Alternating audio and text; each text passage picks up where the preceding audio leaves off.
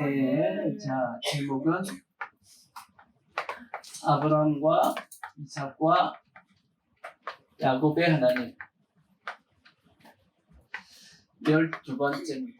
자, 오늘 제목은 뭐냐면 이방인에게 인정받은 아브라함의 믿음입니다. 이방인에게 인정받은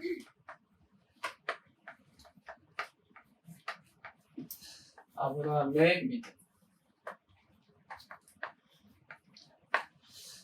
자, 오늘 본문 말씀에 보시면, 자, 22절의 말씀을 먼저 보자. 자, 22절 보시면, 그때 아비멜렉과 그 군대 장관 비골이 아브라함에게 말하여 이르되, 내가 무슨 일을 하든지 하나님이 너와 함께 계시도다. 야, 멋진 말을 들었습니다. 이게 세상 사람입니다. 예수 믿는 사람이 아니고 예수 믿지 않는 세상 사람이 아브라함을 보기에도 아브라함은 누구와 함께하고 계시다고요? 하나님이 함께 계신데, 그래서 얘기합니다. 그런즉 너와 나와 내 아들과 내 손자에게 거짓되이 행하지 아니하기를 이제 여기서 하나님을 가리켜 내게 맹세하라. 내가 내게 후대한 대로 너도 나와 내가 머무는 이 땅에 행하여 보이라. 그렇게 말씀하면서 언약을 맺자고 합니다. 서로가 뭐 하지 말자고요? 침범하고 공격하지 말자, 싸우지 말자 하고 서로가 언약을 맺자고 합니다. 왜? 하나님과 함께하고 있는 사람하고 싸워서 득될 게 없죠. 좋을 게 없고, 하나님과 함께하는 사람하고는 가까이 있는 것이 친하게 지내는 것이 낫겠다라고 누가 생각한 거냐면 이방인이 생각한 겁니다. 그 당시 블레셋 사람 아비멜렉과 그 군대 장관이었던 비골이 아브라함을 찾아와서 그렇게 언약을 맺었다라는 겁니다. 아멘. 이와 같이 아브라함은 누구에게 인정을 받은 믿음이 되었냐면 이방인들에게도 인정받는 믿음이 되었듯이 동일하게 오늘날도 마찬가지입니다. 우리도 누구에게 인정받는 믿음이 되어야 되냐면 이방인에게 인정받는 믿음의 모습이 되어야 되는 겁니다. 아멘. 그래서 마태복음 15장 13절에 보시면 하나님 예수님께서 우리를 세상의 빛과 소금이라고 말씀했죠. 너희는 세상의 소금이니 소금이 만일 그 맛을 잃으면 무엇으로 짜게 하리요? 후에는 아무 쓸데없어 다만 밖에 버려져 사람에게 밟힐 뿐이니라. 너희는 세상의 빛이라. 산 위에 있는 동네가 숨겨지지 못할 것이요 사람이 등불을 켜서 말 아래에 두지 아니하고 등경 위에 두나니 이러므로 집안 모든 사람에게 비치느니라. 이같이 너희 빛이 사람 앞에 비치게 하여 그들로 너희의 착한 행실을 보고 하늘에 계신 너희 아버지께 영광을 돌리게 하라. 그렇게 말씀했습니다. 예수님께서 우리 보고 너희는 세상의 빛이고 세상의 소금인데 너희의 그 착한 행실의 모습을 보고 세상 사람들이 하나님께 뭐 하게끔요? 영광을 돌리게끔 하라 하고 말씀한 겁니다.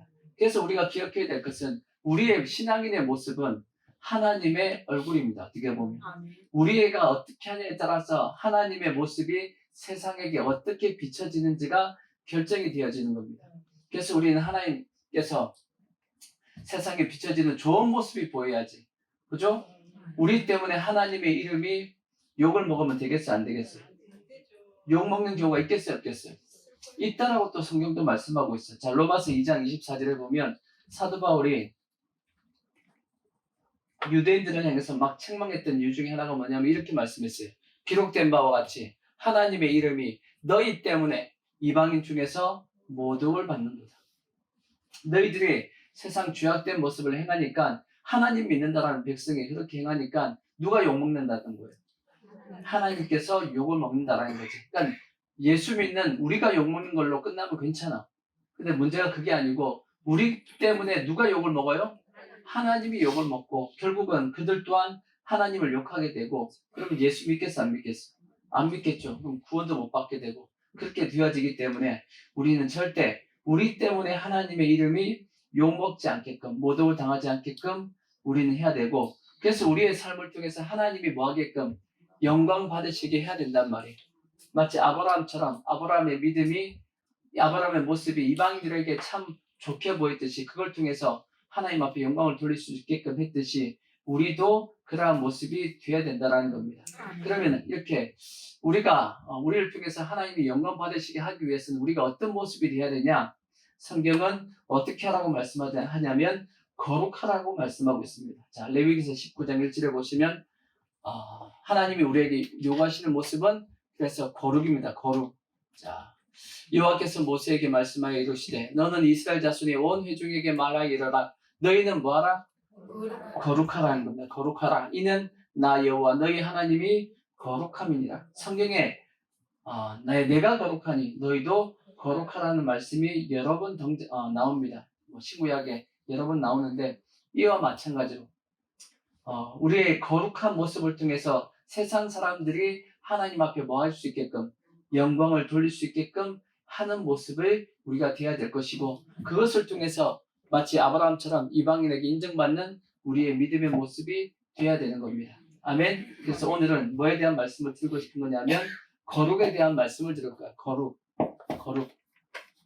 거룩을 히브리 말로 그럼 뭐라 하냐면 코데시라고 해요. 코데시, 카데시 이렇게도 얘기하는데 뭔 뜻이냐면 구별되다 그런 뜻입니다. 구별되다. 뭐하다? 구별되다. 그래서 성도라는 뜻도 어디서 나왔냐? 성도라는 뜻도 원어적으로는 코데시 여기서 나왔습니다. 구별된 사람들의 모임이 또 교회고 에클레시아다라고 이제 우리가 알고 있듯이 거룩 이것은 뭔 뜻이냐면 구별되다 그런 뜻입니다. 그래서 우리는 세상으로부터 어떤 삶을 살아야 되냐면 구별된 삶을 살아야 됩니다. 이러한 구별된 삶을 통해서 하나님께서 영광 받으시게끔 해야 된다라고 이제 성경이 말씀하고 있는데 그럼 거룩해지기 위해서는 어떻게 해야 되냐? 기본적인 전제가 있습니다. 전제. 기본적인 전제가 있어요. 이게 밑에 깔려 있어야 돼. 그 첫 번째가 뭐냐? 자, 히브리서 10장 10절을 보십시오. 거룩하기 위해서 어떻게 해야 되냐? 기본적인 전제입니다. 전제. 자, 이 뜻을 따라 예수 그리스도의 몸을 단번에 드리심으로 말미암아 우리가 뭘 얻었다고요? 거룩함을 얻었다라고 이렇게 되어 있죠. 자, 그 뒤에 13장 12절을 보시면 그러므로 예수도 자기 피로써 백성을 뭐하게 하라고? 거룩하게 하려고 성문 밖에서 고난을 받으셨다고 그랬죠. 기본적으로 우리가 거룩해지기 위해서는 반드시 뭐가 필요하냐? 예수의 피가 있어야 돼. 예수의 피를 통해서만 뭐가 가능하냐면 거룩이 시작됩니다. 마치 뭐하고 똑같으냐면 우리가 단추를 이렇게 꿰잖아, 그죠? 단추를 꿰 때 처음에 잘못 단추를 꿰면 어떻게 해요? 나머지 꿰는 거 전부 다 엉뚱하게 깨죠. 그와 마찬가지로 예수 그리스도의 피가 없는 상태에서는 거룩이 절대 안 됩니다. 아시겠죠? 반드시 거룩을 위해서는 뭐가 필요하냐? 우리가 예수 그리스도의 피를 통해서 우리가 죄사함을 받는 여기부터 시작해야 돼. 아시겠죠? 그거 없이 그냥 다른 걸로서 거룩해진다? 그 자체가 성경은 안 된다라고 말씀하고 있어요. 그러니까 반드시 거룩하기 위해서 뭐가 필요하다? 예수 그리스도의 피를 믿는 믿음이 필요합니다. 이것이 전제돼야 됩니다. 이것이 첫 번째 전제 조건이고 두 번째 거룩해지기 위해서 또 전제되는 조건이 하나가 또 있습니다. 이게 뭐냐?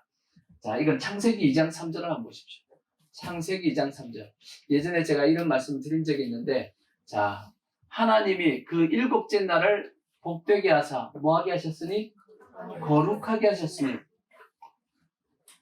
일곱째 날이 언제예요? 안식일이죠. 오늘날로 얘기하면 이제 주일인데 그 안식일을 어떻게 했대 하면 하나님께서 거룩하게 하셨으니 라고 말씀하고 있었습니다. 안식일이 자체가 뭐하다는 거예요? 거룩하다는 말씀이에요. 그 외에도 성경에 보면 안식일 뿐 아니라 하나님 앞에 바쳐지는 10의 1조, 11조 헌금하는 것 그리고 하나님 앞에 구별된 날짜들이 있습니다. 날짜들. 정한 날들이 있습니다. 절기 그런 것들. 그 다음에 하나님께서 구별한 제사장들 하나님의 쓰시는 사람들이 있지 레위인들 이런 사람들 하나님께서 구별한 사람들 성경은 또 뭐라고 되어 있냐면 그들을 거룩하다라고 성경이 말씀하고 있습니다. 이게 뭔 뜻이냐? 거룩이라는 것은 하나님이 구별한 한 것을 나도 뭐 할 때 구별할 때 이게 거룩입니다. 하나님이 구별한 것을 나도 같이 구별해야지만 그것을 하나님은 어떻게 보시냐면 거룩하게 보십니다. 하나님이 안식일을 구별해서 거룩하다라고 말씀했죠. 그럼 우리도 안식일을 어떻게 봐야 돼요? 거룩하게 생각하고 지켜나갈 때 하나님은 그 모습을 뭘로 보신다고요? 거룩하게 보시는 겁니다.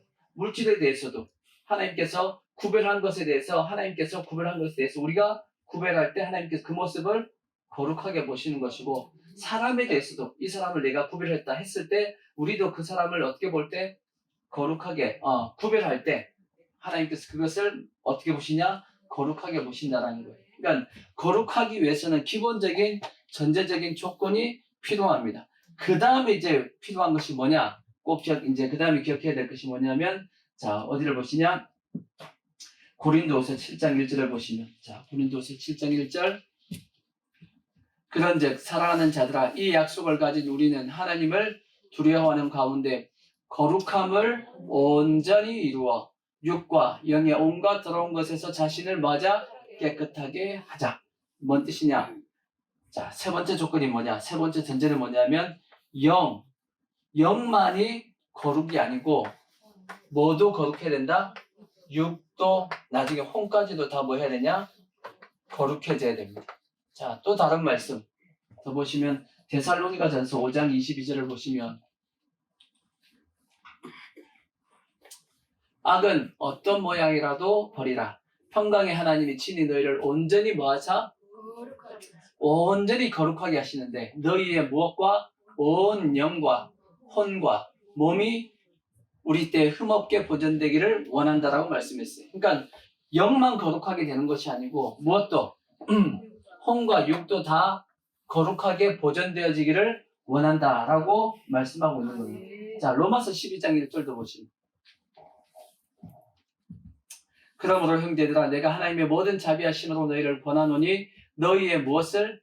몸을 하나님이 기뻐하시는 거룩한 산 제물로 드리라. 이는 너희가 드릴 영적 예배다 라고 말씀하고 있습니다. 하나님 앞에 뭘 드리라고요? 너희의 몸을 거룩한 산 제물로 드리라 라고 말씀했습니다. 우리의 몸, 우리의 육체를 이와 같이 우리가 이 거룩이다라는 자체를 생각할 때 어디에다가 자꾸 집어넣으려고 그러냐면 교회 안에서 자꾸 집어넣으려고 그래요. 교회 안에서의 모습, 우리 예배 드리고 그 다음에 하나님 앞에 찬송하고 기도하고 이러한 모습만 거룩한 것이 아니고, 그것은 이제 영적인 부분이잖아. 더 나아가서 어디 부분까지? 우리의 영혼까지, 육체와 혼까지 다 거룩해지기를 하나님께서 원하시기 때문에 교회 안에서만 거룩하면 안 된다는 뜻입니다. 어디까지? 세상에서도 우리를 보기에 거룩하게 볼 수 있게끔 세상의 삶 속에서도 거룩이 필요하다는 뜻입니다.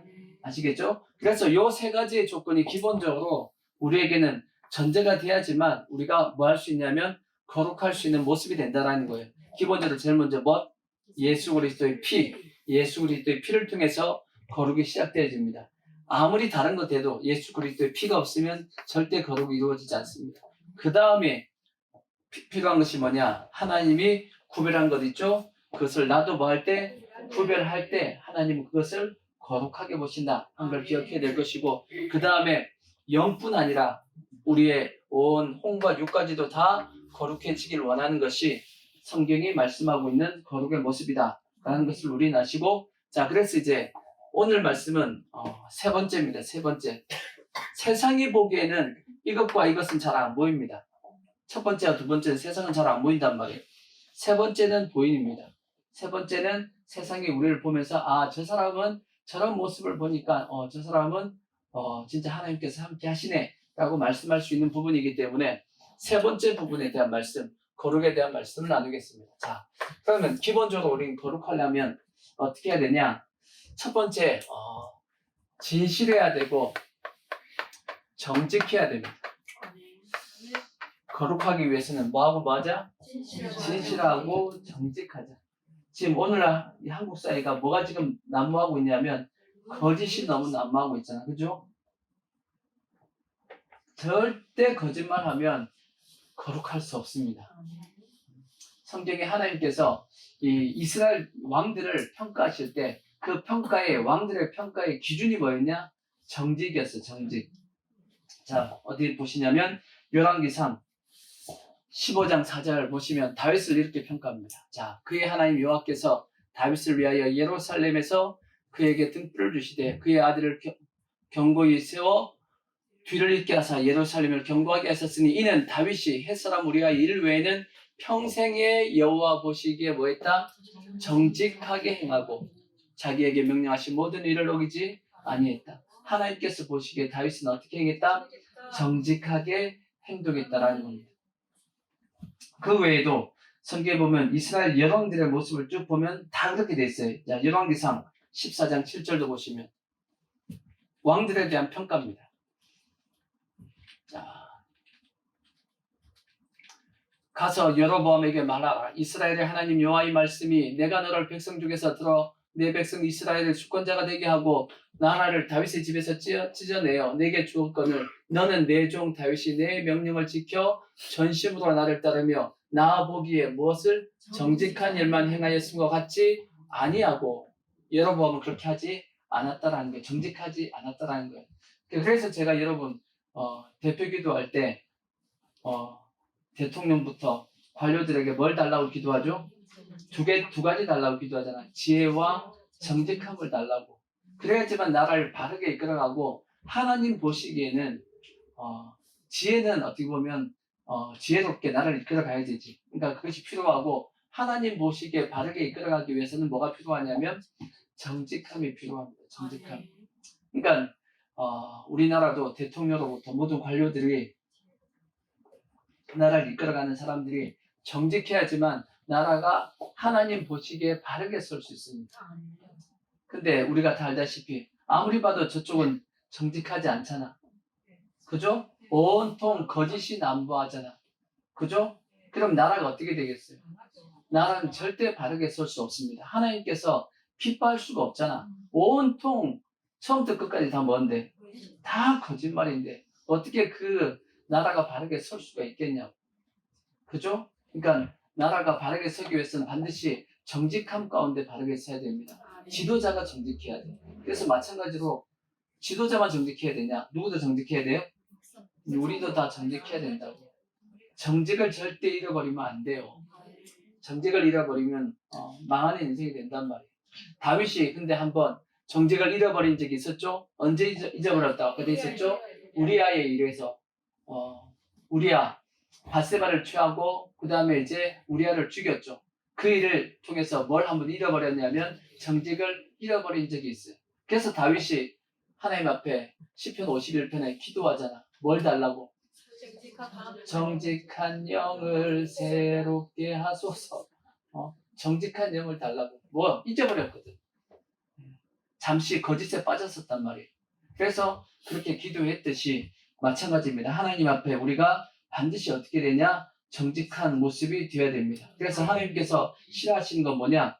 잠언서 6장 16절에 보면 하나님이 싫어하는 것들을 미워하시는 것이 있다고 이렇게 되어 있어요. 여호와께서 미워하신 것 곧 그의 마음에 싫어하는 것이 67가지니 곧 교만한 눈과 그 다음 뭐예요? 거짓된 혀. 거짓된 혀. 하나님은 이 뭘 싫어한다고요? 미워한다고요? 거짓된 혀를 싫어한다라고 그렇게 말씀하고 있으니까 우리는 반드시 정직할 수 있는 그런 모습이 되자고요. 그래야지만 뭐 할 수 있냐? 거룩할 수 있는 기본적인 모습이 될 수 있습니다. 아멘. 그 다음에 이제 또 필요한 것이 뭐냐면 말입니다. 말을 뭐 해야 되냐? 조심하자. 말 조심하자. 여기도 이제 거짓된 혀도 결국은 뭐예요? 저것이 말입니다. 말은 어디에서부터 나오냐? 생각에서부터 나오죠. 생각은 어디서부터 나오냐? 영에서부터 나옵니다. 영이 생각을 건드리고 그래서 생각이 말을 통해서 튀어나오거든. 그래서 요한복음 13장 1절에 보면 마귀가 가룟 유다에게 뭘 집어넣었다고요? 예수님을 팔 생각을 집어넣었다라고 이제 그렇게 말씀하고 있듯이 영은 뭘 터치하냐면 생각을 터치합니다. 생각은 뭘 지배하냐면 말을 지배합니다. 그래서 그 사람의 말을 들어보면 뭘 알 수 있냐면 저 사람이 무슨 생각을 하고 있는지 알 수 있죠? 당연히 알 수 있지. 그 다음에 그 말을 들어보면 그 사람의 영이 어떤 영인지 알 수 있어요? 없어요? 알 수 있습니다. 왜? 말이 곧 뭐기 때문에. 말 속에 뭐가 튀어나와요? 영이 튀어나와요. 말 속에서 영이 튀어나온다고.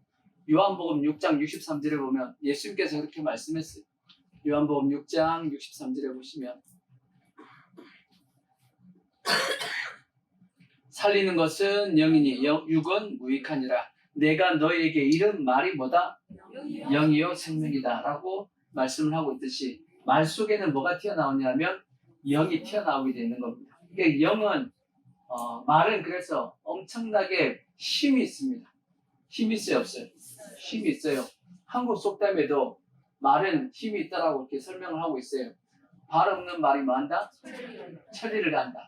말이 뭐가 없는데 따가닥따가닥 그 말 말고 이 말이 있는데 어디까지 간다고요? 천리까지만 가요? 아니요. 지구를 돕니다. 지구를 돌아요. 요즘은 지구를 돌아요. 그 다음에 말 한마디로 천냥빛을 갚는다. 그죠? 말이 뭐가 있다는 뜻이에요? 능력이 있다, 힘이 있다 그랬잖아. 그러니까 이 능력을 좋게 써야겠어요? 나쁘게 써야겠어요? 당연히 좋게 써야 될 거 아니야. 그죠? 그러니까 우리가 말을 할 때 그래서 우리가 늘 조심해야 될 것은 말을 좋게 써야 되는 겁니다. 좋은 말을 써야지 자꾸 나쁜 말을 쓰고 안 좋은 악한 말을 쓰는 것 자체는 예수 믿는 사람은 절대 그래서 될 수 있으면 뭐 하시면 안 되냐면 안 좋은 말이 안 튀어나와야 됩니다. 특히나 예수 믿는 사람은 여러분 저주는 하지 마십시오. 예수 믿는 사람이 뭐 하지 말자? 저주하지 말자. 그리고 욕도 하면 안 돼. 욕도 하면 안 돼요. 요 정도까지 하십시오. 독사의 새끼들아까지는 해도 돼. 성경에 나와 있거든. 예수님이 하신 말씀이니까. 예수님이 하신 욕이니까 이 독사의 새끼 이렇게 센데 근데 아니 예수님이 하셨던 욕이야. 그다음에 개 자식까지 개 자식까지는 하자고. 제 자식까지만 이쪽 말고 자식이야? 거기까지만.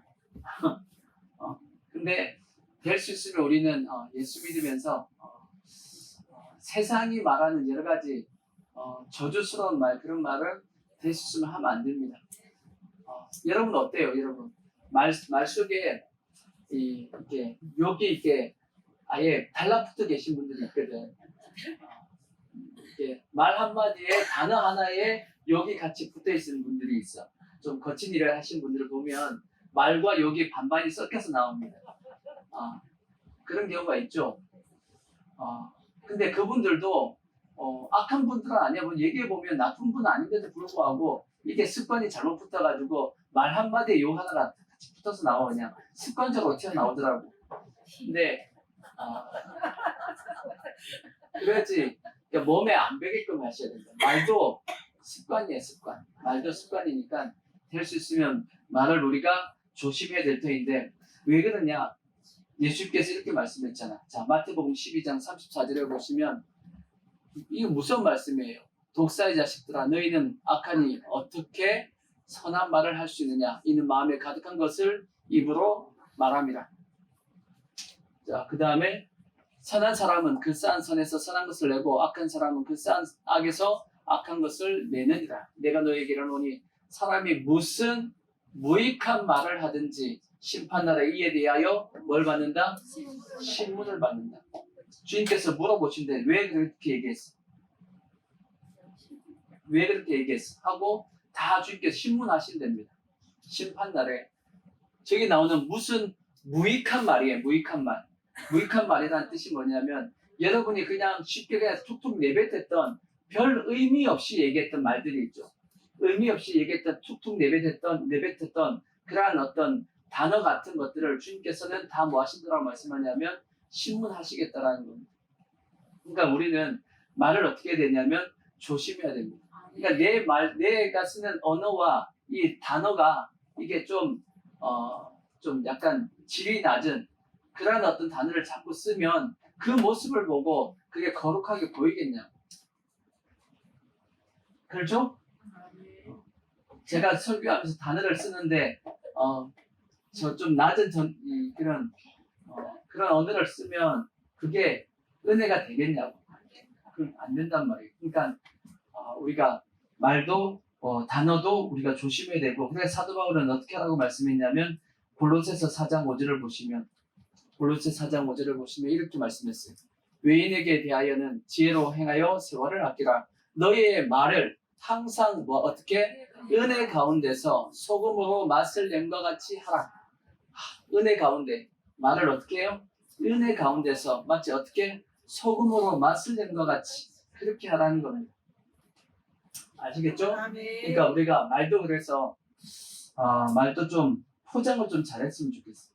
포장을. 그러니까 맞는 말이라고 해서 푹푹 찌르면 돼요, 안 돼요?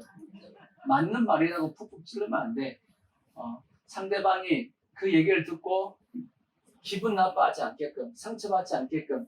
그러니까 똑같은 말을 들었어도 불구하고 어떤 사람은 그 말 들었을 때는 기분이 안 나쁜데 나 그래 저 사람이 나한테 이런 충고를 하네? 내가 들어줘야지. 이런 마음이 드는가 하면 어떤 사람이 얘기를 툭 들으면 내가 하나 봐라. 이런 생각이 든단 말이에요.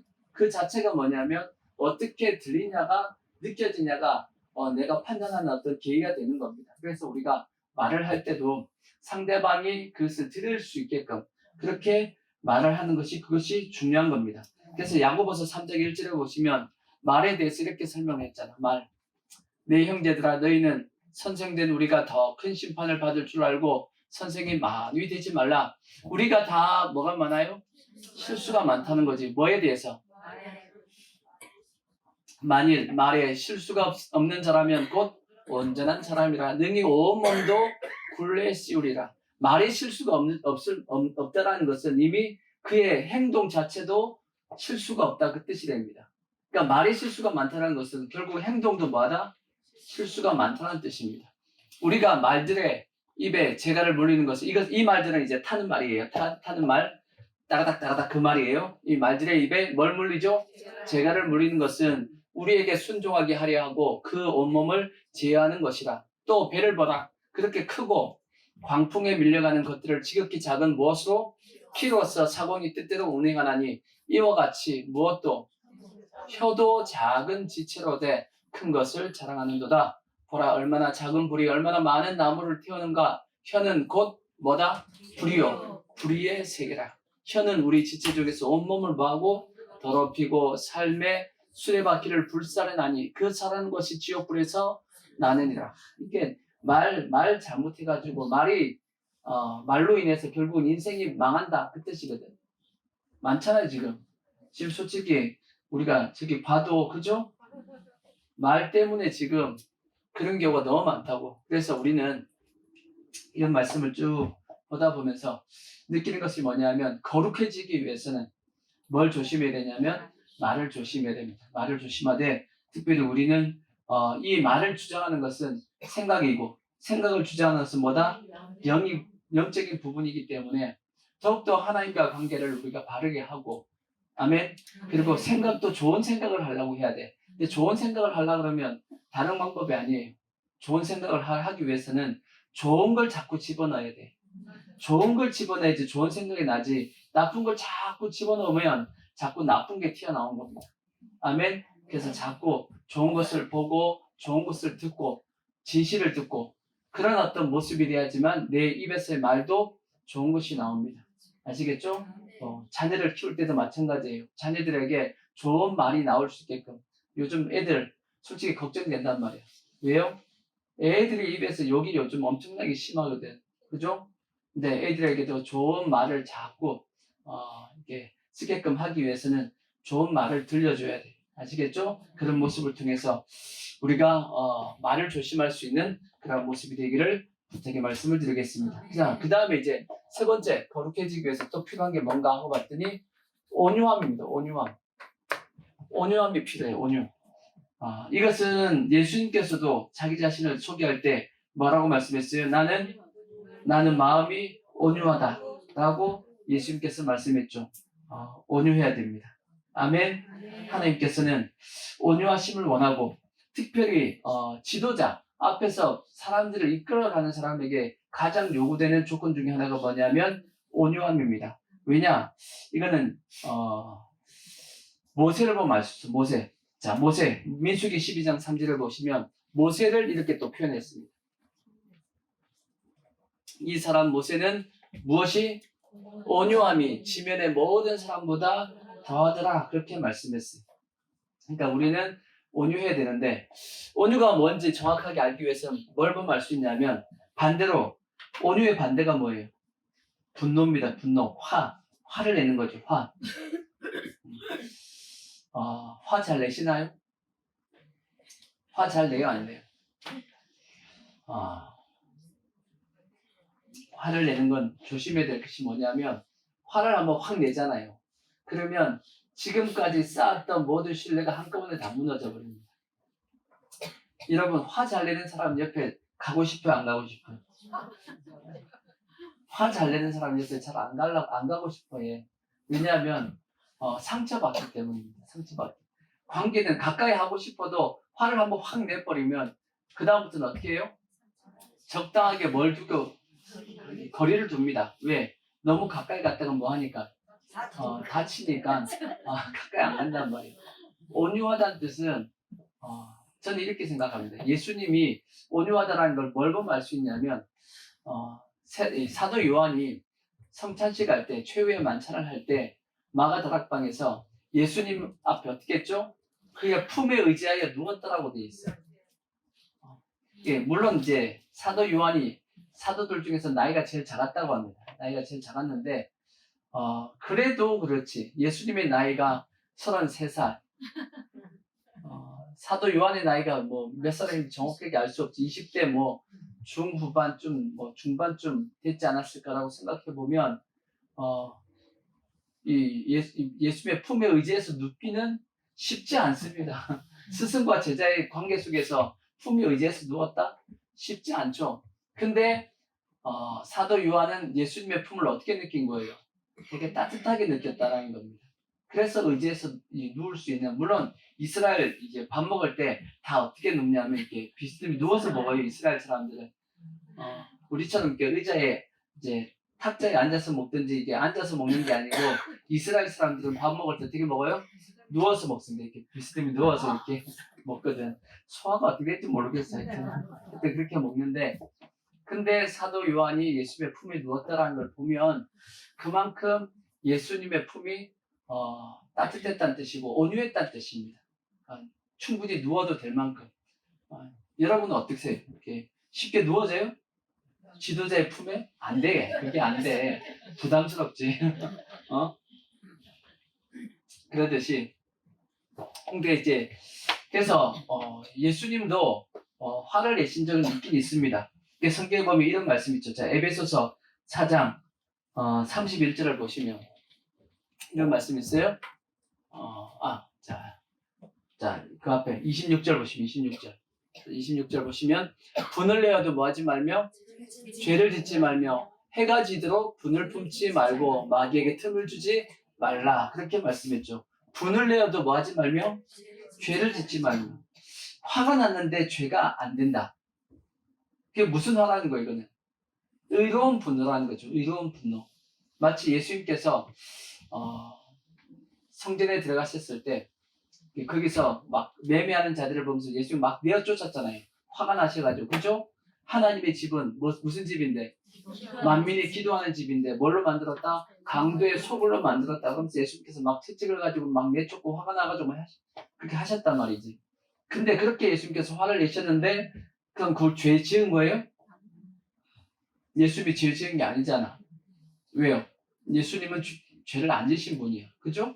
그러니까 예수님이 그렇게 하셨던 것은 그 자체로서 뭐냐면 의로운 분노입니다. 하나님의 집을 뭘로 만들었으니까? 강도의 소굴로 만들었으니까 화가 나신 거야.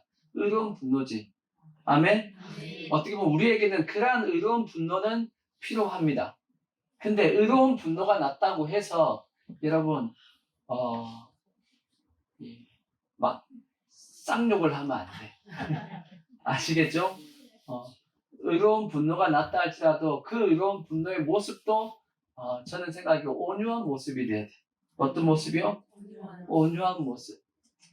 그래서 누굴 좀 닮았으면 좋겠냐라고 생각하면 모세를 닮았으면 좋겠어요. 모세는 분이 나면 어떻게 했어요? 화가 나면? 모세는 화가 나면 어떻게 하죠? 의로운 분노가 확 올라오면 어떻게 했죠? 모세는요 하나님 앞에 무릎을 꿇었다고 돼 있어요. 화가 났더니 하나님 앞에 무릎을 꿇어. 왜? 백성하고 싸워서는 돼요, 안 돼요? 저 백성들은 얘기해봤자 얘기를 들을 수도 없고 들을 귀도 없으니까 누구한테 엎드리는 거예요? 하나님 앞에 엎드렸다고. 그렇게 했듯이 우리도 그러한 어떤 의로운 분노의 모습을 가지는 것이 좋지 않을까. 온유해야 됩니다. 그러니까 분을 내되 뭐 하면 안 되냐면 죄를 짓지 않게끔 우리가 스스로 지혜롭게 행동을 해야 됩니다. 그렇지 않으면 내 주위의 사람들이 다 떠나가 버립니다. 그 다음에 또 분을 내어도 죄 짓지 말고 또 뭐 더 하지 말라고요? 해가 지도록 분을 품지 말랍니다. 해가 지도록 분을 품었다는 게 뭐예요? 그 다음 날까지 계속 그 분을 품고 있는 겁니다. 그러니까 밤새 뭐 한 거예요? 밤새 이렇게 했다는 뜻이야. 밤새 그랬다는 거지. 그럼 누가 죽어요, 그러면? 지가 죽어요. 그게 한국에 무슨 병이에요? 그게 화병이에요. 화병입니다. 이게 우리나라에만 있는 이 영어로 해석이 안 되는 단어가 이제 화병이라고 하는데, 화병. 그러니까 화가 나가지고 막 씩씩씩씩 한단 말이에요. 어떻게 해야 돼, 이건 어떻게 해야 되죠? 이 화병을 어떻게 없애죠? 화병을 없앨 수 있는 방법은 제일 좋은 게 뭐냐면 교회 오십시오. 교회 와가지고 기도하는 방법밖에 없어요. 그 방법밖에 없어. 그 화내게 만드는 그 사람하고 같이 있으면 더 화납니다. 계속 더 싸우게 되고 더 난리를 피고 나중에는 막 집어 던지고 막 그렇게 되거든. 그러니까 그렇게 되기 전에 화가 났다 그러면 빨리 어디 가는 게 지혜냐면 교회로 오는 게 가장 좋은 지혜입니다. 저는 그렇게 했어. 저는 그렇게 했습니다. 저는 부부싸움 하면 무조건 도망갑니다. 싸웠다 그러면 무조건 도망가. 어디로 도망가냐? 교회로 도망갑니다. 그래서 교회에서 기도해요. 하나님 앞에. 그러면서 부인을 막 이제 욕하고 그런 건 아니고 하나님 앞에 교회 와서 뭐 하겠어요? 회개하는 거지. 뭐 거기서 내가 누가 옳고 그러네. 하나님 앞에 그렇게 기도가 돼요? 하나님 앞에 그렇게 기도 안 돼. 하나님 앞에 와가지고 기도하다 보면 누구 잘못이야? 내 잘못이지. 실제적으로도 제 잘못이고 실제적으로도 제 잘못이고 하나님 앞에 와서 기도하다 보면 다 누구 잘못이냐면 내가 잘못했네 하고 이제 기도하다 보면 이제 쫙 하늘에 또 은혜가 부어지고 평안이 부어지면서 이게 화가 나면 어떻게 해요? 마음이 쫙 올라와 있잖아. 이게 쫙 가라앉잖아. 이게 쫙 가라앉고 평안이 찾아오잖아. 그죠? 그래 안 그래? 그래요. 그러면 어떻게 해야 돼? 그 다음에 그리고 이제 교회에서 자버려 그냥? 교회에서 자버려요? 그러면 안 되지. 교회 자면 안 되지. 그럼 빨리 어떻게 해야 돼? 이제 가라앉았으면 집에 가야지. 집에 가서 저는 이제 어떻게 했냐면 이제 집사람 이제 씩씩거리다가 잤겠지.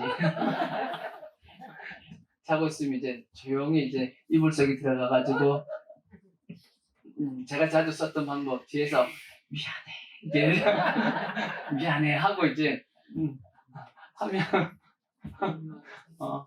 그렇게 해서 푸는 거지 뭐. 그렇게 푸는 거죠 뭐. 저는 그랬어요. 하여튼 그랬는데 근데 그게 저는 맞다라고 생각해요. 왜냐하면 같이 있으면 그때 당시 화가 났을 때는 아무리 뜯어 말려도 그는 방법이 없어. 계속 싸울 수밖에 없으니까 그때는 뭐 하는 수밖에 없냐. 일단 그 자리를 피해야 됩니다. 그 자리를 피해야 돼. 피해서 그 다음에 이제 하나님 앞에 조용히 기도하다 보면 다 누구 잘못이냐면 내 잘못이요. 내가 잘못한 것이고 한번 이렇게도 한번 생각해 보십시오. 하나님께서 나한테 만약 화를 내셨다라면 내가 어떻게 됐을까? 하나님이 내 삶에 대해서 잘잘못을 다 따졌다고 생각해 봐요. 여러분 여기 살아있겠냐고. 여기 살아있을 사람 한 사람도 없어. 이미 다 심판받았어. 그죠?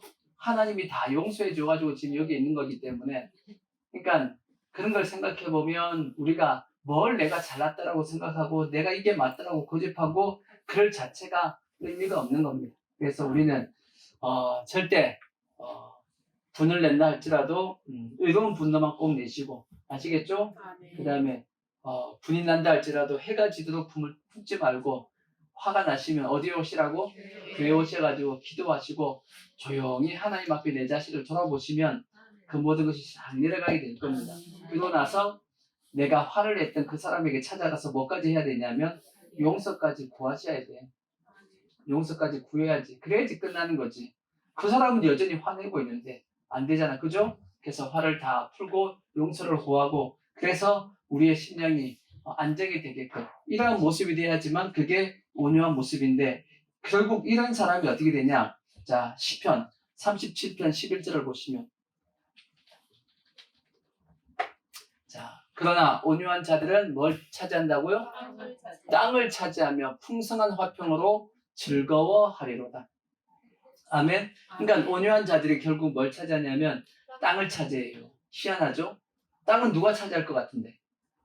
세상에 능력이 있고 실력이 있는 사람이 땅을 차지할 것 같은데 희한하게도 성경은 땅은 누가 차지한다고 되어 있냐면 온유한 자가 차지한다고 되어 있어요. 성경은. 그 다음에 이런 사람이 뭘 가지게 되냐면 풍성한 화평으로 즐거워한다라고 말씀했죠. 동일하게 예수님도 이렇게 말씀했어요. 마태복음 5장 5절에 보시면 자, 팔복도 그렇게 말씀했죠. 자, 온유한 자는 복이 있나니 그들이 뭘 받는다? 여기도 땅을 기업으로 받을 것이며 희한하죠. 온유한 자가 땅을 가지게 된다, 차지하게 된다라고 그렇게 말씀하고 있으니까 여러분 땅을 차지하고 싶으시면 온유하셔야 됩니다. 아시겠죠? 자, 그 다음 말씀 네 번째 거룩해지기 위해서 또 뭐가 필요한가 봤더니 겸손입니다. 겸손하셔야 돼. 아멘. 이것도 또 예수님께서도 말씀했죠. 나는 마음이 온유하고 많이 겸손하니라고 예수님께서 말씀했죠. 자, 이 말씀도 보자고. 마태복음 11장 28절에 보시면 그렇게 돼 있죠. 수고하고 무거운 짐진 자들아 다 내게로 오라. 내가 너희를 쉬게 하리라. 나는 마음이 뭐하고 온유하고 겸손하니 나의 멍에를 메고 내게 배우라. 그리하면 너희 마음이 쉼을 얻으리니 이는 내 멍에는 쉽고 내 짐은 가벼움이라. 그렇게 말씀했습니다. 그러니까 우리도 다 뭐 해야 되냐? 겸손해야 됩니다. 겸손은 뭐냐? 자기를 낮추고 다른 사람을 이렇게 높여주고 존중할 수 있는 그러한 모습이 성경은 겸손의 모습이라고 말씀하고 있는데 겸손의 핵심은 결국은 누구냐? 예수님이죠.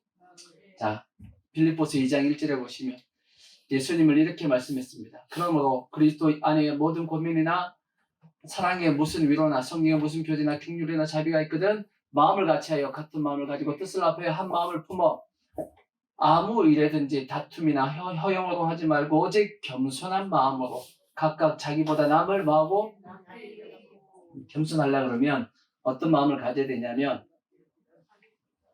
자기보다 남을 더 나은 사람으로 여기셔야 돼요. 아시겠죠? 이게 이 마음을 우리가 꼭 가져야 됩니다. 절대 다른 사람을 뭐 하시면 안 되냐면 무시하면 안 돼요. 이게 어떻게 보면 이런 사람이 있지. 강자에게는 약하고 약자에게는 강하고 이런 사람 있죠. 그러면 안 돼. 오히려 어떻게 보면 강자에게는 강할 수 있어야 되고 약자 앞에서는 더 낮아질 수 있는 그러한 어떤 모습이 더 좋은 모습입니다. 아시겠죠? 그러니까 좀 비겁한 사람이 어떤 사람이냐? 강자 앞에서는 어떻게 하고 약하고 약자 앞에서는 강한 척하면 이거는 좀 비겁한 모습 그런 모습이 되는 거죠. 그러니까 우리는 그런 모습이 되지 말고 아예 우리는 그래서 어떤 마음을 가져야 되냐면 모든 사람을 아예 나보다 더 많은 사람으로 나은 사람 나보다 더 낫다라고 그냥 뭐 하시라고요? 여겨버리셔야 돼요. 여기 여기고라고 돼 있잖아. 따지지 말고 뭐 하지 말고요? 따지지 말고 뭘 따지냐? 너가 더 지식이 많냐? 내가 지식이 많냐? 너가 더 많이 가졌냐? 내가 더 많이 가졌냐? 이런 거 따지고 그 사람이 나보다 낫냐? 안 낫냐? 그거 하지 말고 아시겠죠? 그거 하면 자꾸 그렇게 되어지니까 그거 하지 말고 아예 모든 사람을 나보다 더 나은 사람으로 그냥 여겨버리셔요. 그래서 사도 바울 같은 경우는 사도 바울이 마지막에 디모데후서에 뭐라고 말씀했어요?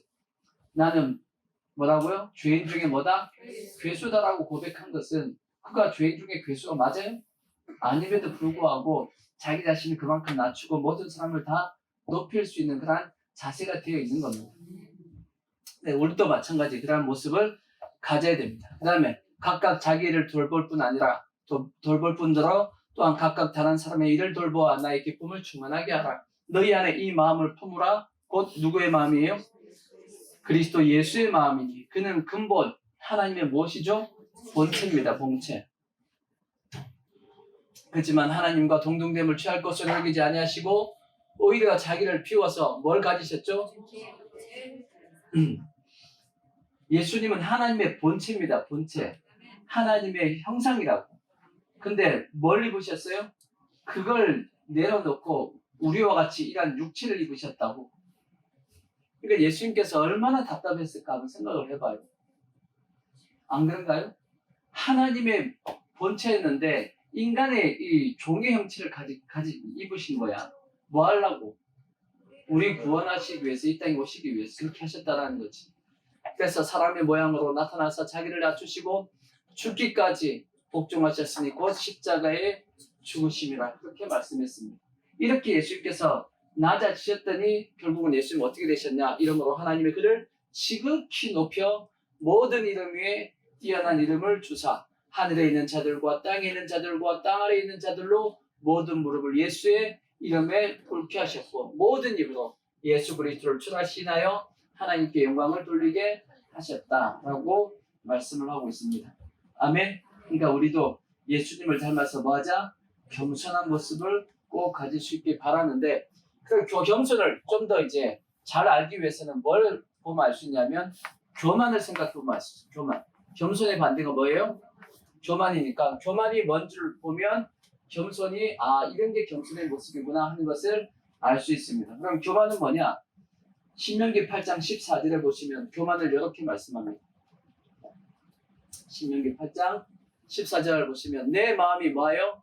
교만하여 내 하나님 여호와를 잊어버릴까 염려하노라. 여호와는 너를 애굽 땅에서 종되었던 집에서 이끌어 내셨다라고 말씀하는데 내 마음이 교만해서 뭘 잊어버려요? 하나님의 은혜를 잊어버리는 거예요. 하나님의 은혜를 잊어버리고 나중에는 교만해가지고 이 모든 것을 누가 했다? 내가 했다라고 얘기하는 것이 그것이 곧 뭐다? 교만입니다. 그러니까 교만이라는 것은 하나님의 은혜를 잊어버린 상태가 교만입니다. 그러니까 겸손은 결국은 뭐겠어요? 하나님의 은혜를 기억하고 있는 게 겸손입니다. 우리가 겸손할 수 있는 것은 하나님의 은혜로 살고 있다라고 여기니까 겸손이 가능한 겁니다. 내 힘으로 산다라고 생각하면 그게 곧 뭐냐면 교만인 겁니다. 아시겠죠? 그러니까 겸손하기 위해서는 반드시 우리가 뭘로 살고 있다? 하나님의 은혜로 살고 있다는 것을 꼭 여러분 기억하시고 또 하나의 교만의 모습을 성경은 자 이렇게 말씀합니다. 역대하 26장 14절에 보시면 자 우시아가 그의 온 군대를 위하여 방패와 창과 투구와 갑옷과 활과 물맷돌을 준비하고 또 예루살렘 좀 넘어가죠. 시간이 없으니까 넘어가서 그가 자 16절 그가 마음에 강성하여짐에 그의 마음이 뭐하여? 교만해서 뭐 하려고 그랬어요? 악을 행하여 그의 하나님 여호와께 범죄하되 곧 여호와의 성전에 들어가서 향단에 분향하려 했다라고 되어 있습니다. 이 우시아라는 사람이 강성해지니까 뭐 하려고 했다는 뜻이냐면 성전에 이제 성소에 들어가서 분향은 누구만 할 수 있어요? 제사장만 할 수 있는 것을 왕이 들어가서 그걸 하려고 했다라는 거지. 다르게 얘기하면 권위에 도전하려고 했다는 뜻입니다. 권위에 도전하려고 했다. 그러니까 교만이라는 것은 뭐 하는 거다? 권위에 도전하는 거다. 마귀도 똑같죠. 하나님의 권위에 도전했던 그것이 마귀였듯이 그러니까 반대로 얘기하면 겸손은 뭐겠어요? 권위에 뭐 하는 거다? 순종하는 거다. 그것이 겸손입니다. 그래서 우리는 겸손하기 위해서 반드시 두 가지를 기억해야 돼. 첫 번째가 뭐냐? 하나님의 은혜를 반드시 뭐 해야 된다? 기억하셔야 돼. 나는 뭘로 사는 존재다? 하나님의 은혜로 사는 존재고 지금까지 내가 받은 은혜로 지금 내가 존재하는 거지 내가 잘나서 내가 이렇게 사는 것이 아니다 라고 하는 그러한 어떤 자기 인식을 가져야 될 것이고, 또 하나는 하나님의 권위에 대해서 온전하게 순종하는 모습, 그것이 겸손의 모습입니다. 그래서 우리 모든 성도들은 꼭 겸손해서, 하나님께서 겸손한 자에게 뭘 더 주신다? 은혜를 더 주신다라고 말씀했고, 겸손한 자를 하나님께서 뭐하게 하시고 존귀하게 하시고, 교만한 자를 뭐하게 하신다? 낮추신다라고 말씀했고, 멸망케 하신다라고 말씀했습니다. 자, 잠언서 16장 18절을 보시면 잘 아는, 교만은 뭐요?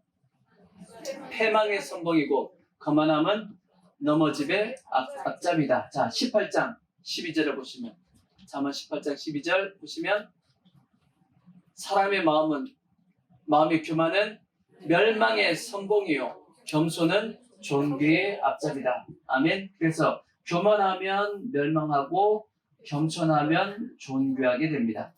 아멘. 그래서 존귀하게 되기 위해서는 반드시 뭐 하셔야 된다? 겸손한 모습이 꼭 되시기를 부탁의 말씀을 드립니다. 자, 다섯 번째, 희생입니다. 희생하자라는 거지. 희생하는 모습이 어떻게 보이냐? 거룩하게 보이죠. 이 땅에서 어떻게 보면 가장 희생을 많이 하는 분들이 누구냐면 아이를 낳은 어머니의 모습이죠. 어머니의 모습 보면 어떻게 보이죠? 거룩하게 보이잖아. 그렇게 보이죠. 그러듯이 신앙 안에서의 거룩한 모습은 뭐냐면 영혼을 위해서 희생하는 모습이 어떻게 보이냐면 거룩하게 보이는 겁니다. 아멘. 영혼 구원을 위해서 많은 희생을 하시는 것 자체가 어떤 모습이다? 거룩한 모습이다. 그래서 이 오지에서 선교하시는 분들을 보면 절로 고개가 숙여지잖아. 그죠? 솔직히 이 목회는, 이게 교회의 목회는, 이거는 그분들에게 비하면 아무것도 아니야. 솔직히 그분들 앞에 가면 그냥 고개가 숙여질 수밖에 없지. 왜? 그분들을 생각해보면 우리는 너무 쉽게 예수 믿고 있는 거니까.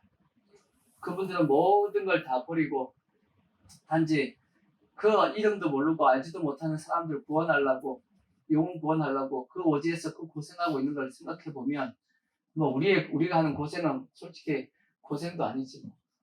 그죠? 그죠? 아멘.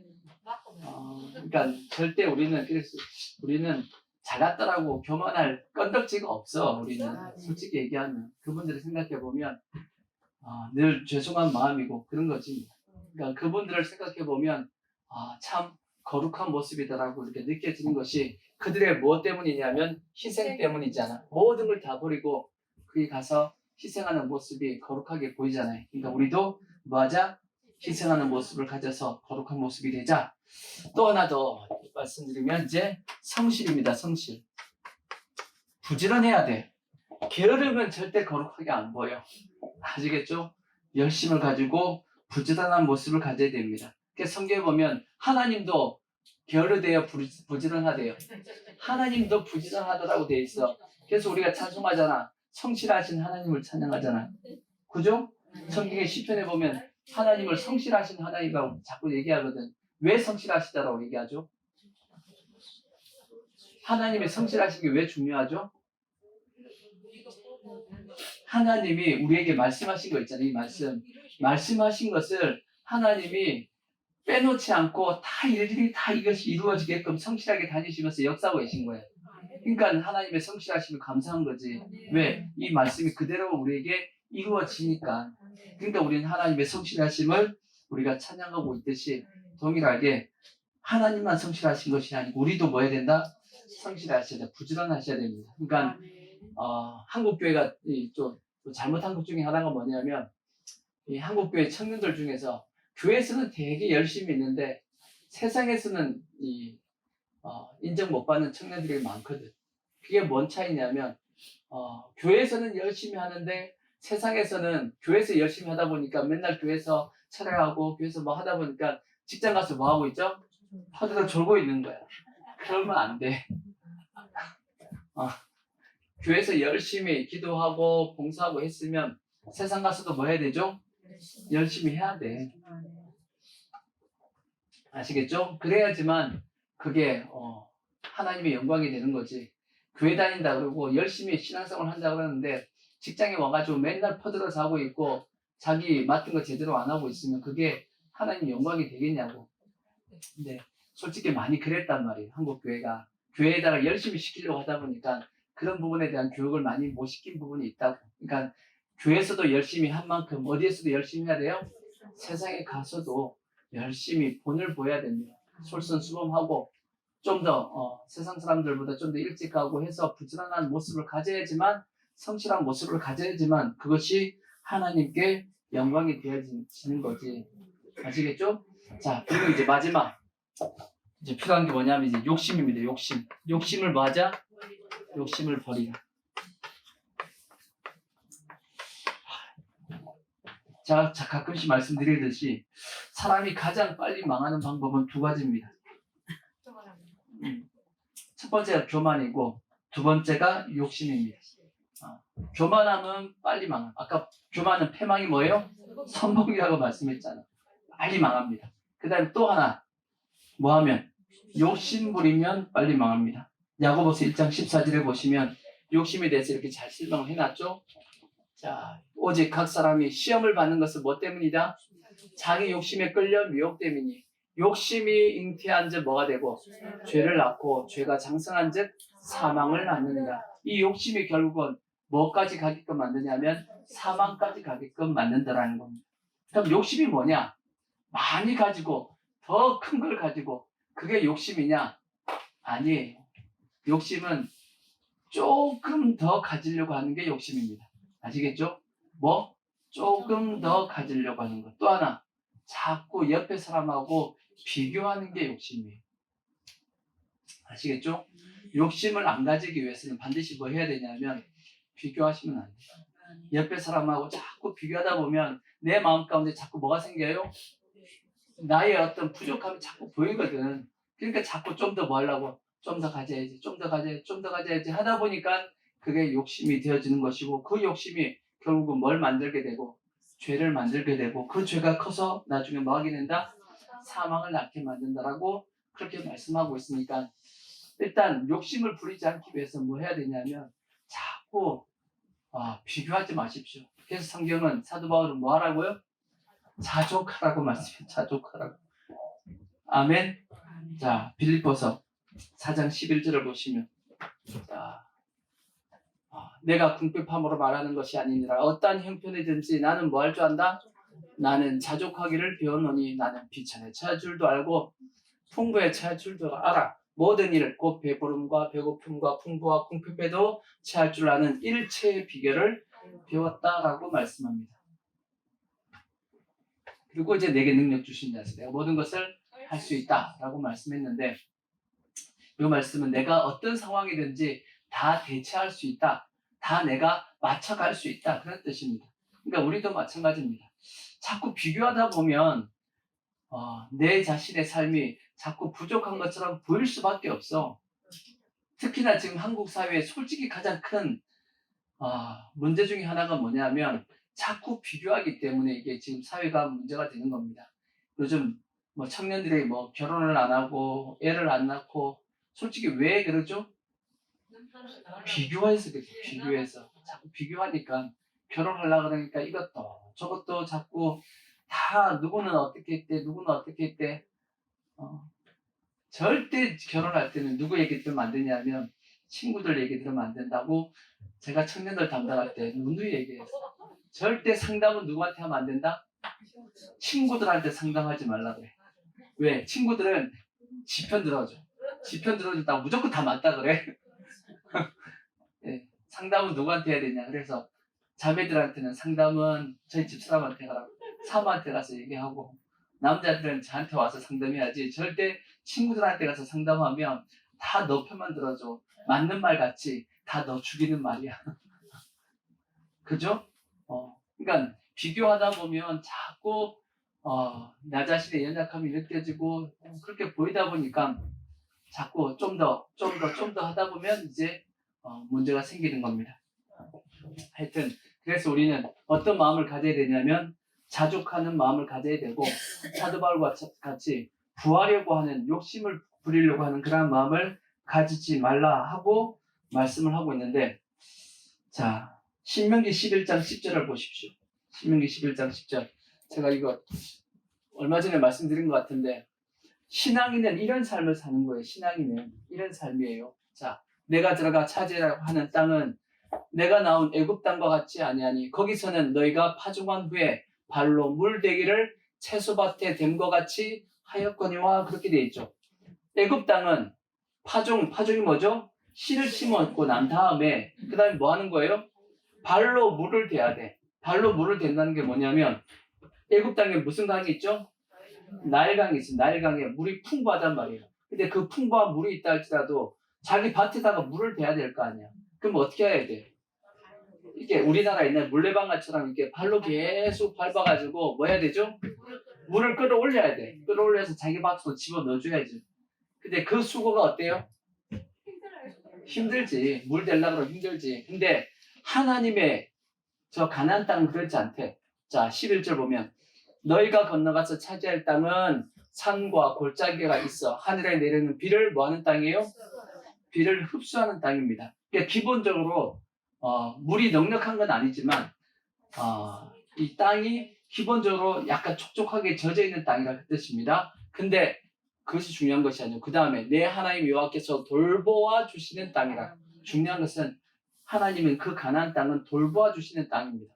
그래서 연초부터 연말까지 1년 내내 그 뜻이죠. 1년 내내 내 하나님 여호와의 눈이 항상 그 위에 있다라고 말씀하시고 내가 오늘 너에게 명하는 내 명령을 너희가 만일 청종하고 너희 하나님 여호와를 사랑하여 마음을 다하고 뜻을 다하여 섬기면 여호와께서 너희의 땅에 뭘 주신다고요? 이른 비, 늦은 비를 적당한 때에 내리시리니 너희가 곡식과 포도주와 기름을 얻을 것이요 또 가축을 위하여 들에 풀이 나게 하시리니 내가 먹고 배부를 것이다 라고 말씀했어요.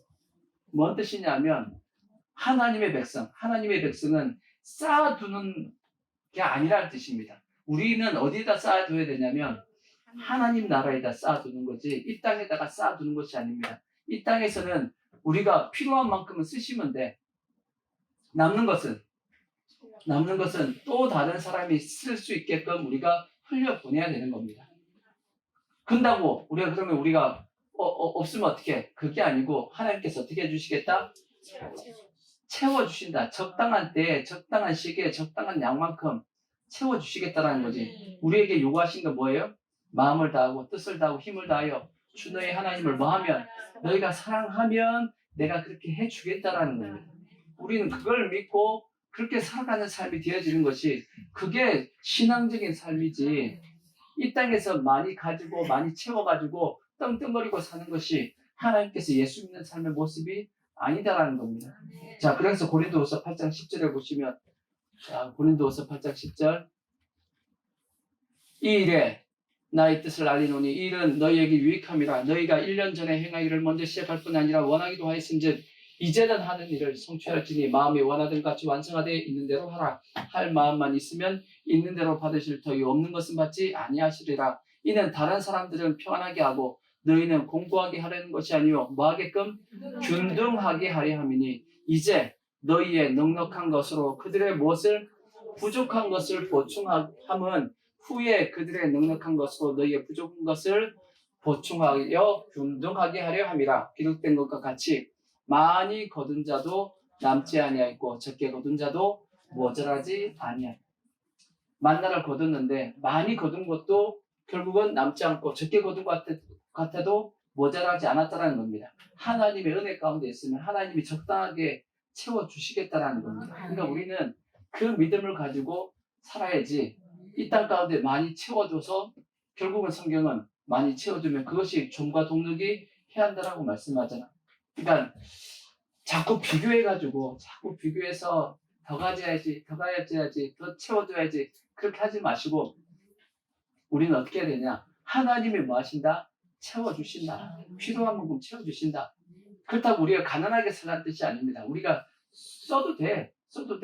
넉넉하게 쓰시면 됩니다. 하나님께 부어주시는 축복대로 그냥 쓰시면 됩니다. 그렇지만 내 마음 가운데 자꾸 쌓아두려고 하는 마음을 가지다 보면 그것이 결국은 뭐냐면 종과 동력이 하게 되는 내 심령을 상하게 만들고 내 심령을 썩게 만든단 말이에요. 우리는 뭘 자꾸 구해야 되냐? 하나님의 은혜와 사랑을 자꾸 구하고 더욱더 사랑하고 그러한 모습을 가면 하나님의 때에 맞게끔 채워주시겠다라고 말씀했죠. 그걸 우리가 믿고 따라가면 하나님이 알아서 해주시겠다라고 말씀했어요. 그것이 신앙인의 삶이요, 그것이 가나안 땅 안에서의 삶이라고 말씀했습니다. 그래서 우리 모든 성도들은 오늘 말씀과 같이 다시 말씀 정리하면 예수의 피를 통해서 우리가 거룩하게 됩니다. 그 다음에 하나님이 구별한 것을 나도 구별할 때 거룩하게 됩니다. 그리고 우리의 영뿐 아니라 온 혼과 육도 다 거룩하게 돼야 되는데, 그렇게 하기 위해서는 이러한 모습을 가져서 우리의 온 혼과 영과 혼과 육이 온전히 우리가 보존되어서 하나님 앞에 영광 돌리고 거룩한 삶이 되어가지고 세상 사람들이 우리를 보면서 하나님 앞에 영광 돌릴 수 있게끔 그렇게 할 수 있는 우리의 신앙의 모습이 꼭 될 수 있기를 부탁의 말씀을 드리겠습니다. 네.